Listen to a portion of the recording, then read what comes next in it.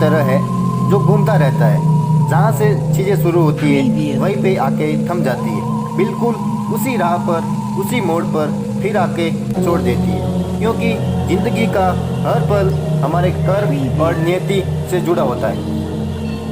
ये कहानी राजस्थान के कोटा शहर से जुड़ी किसी के असफल प्यार और प्रतिशोध की है। इस कहानी के पात्रक सपना सलोनी और उनके मासूम दोस्तों की दास्तां है।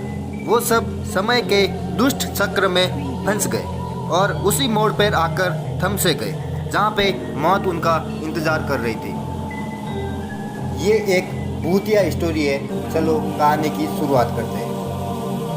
राणा साहब एक बहुत आलीशान हवेली के मालिक थे और राणा साहब को अपने से 10 साल छोटी उम्र की लड़की से प्यार हो जाता है। लेकिन वो लड़की राणा साहब को अपने प्रेम के मायाजाल में फंसाकर उनकी जायदाद को छीन लेना चाहती थी।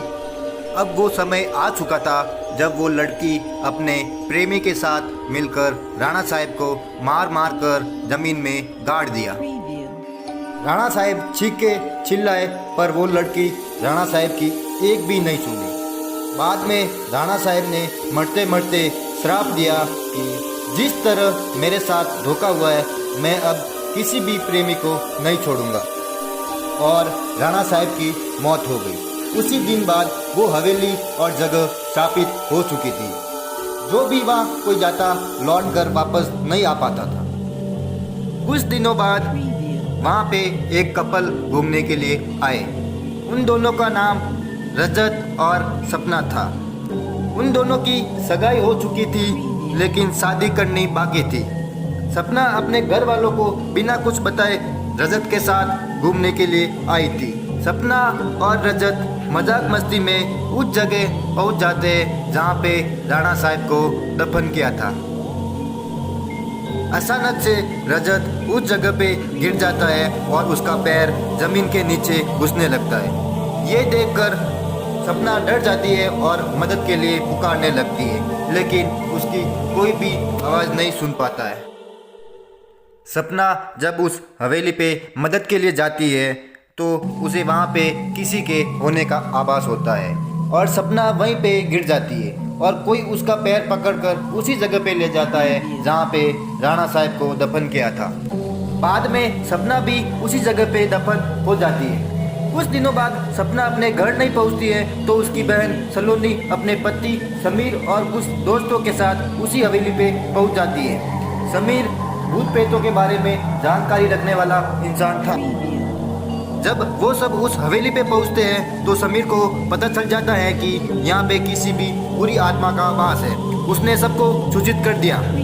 उसी रात उन सब के साथ अजीबो-गरीबो घटनाएं होने लगती है, जैसे नल से पानी टपकना, अपने बेडरूम से मिट्टी का आना, खिड़की के अपने आप हिलना, किसी के रोने की आवाज़ आना।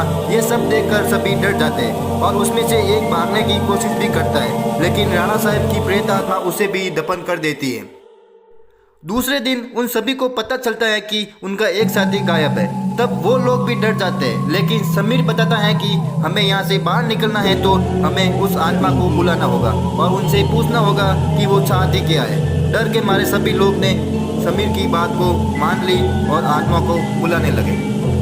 समीर ने एक रूम में सभी तैयारियां कर ली और बताया कि जब तक हमें आत्मा को पूरी तरह से नहीं जान लेते तब तक इस रूम से कोई बाहर नहीं जाएगा और कुछ भी हो जाए कोई भी साथ नहीं छोड़ेगा। समीर ने तंत्र मंत्र से आत्मा को बुलाना शुरू कर दिया।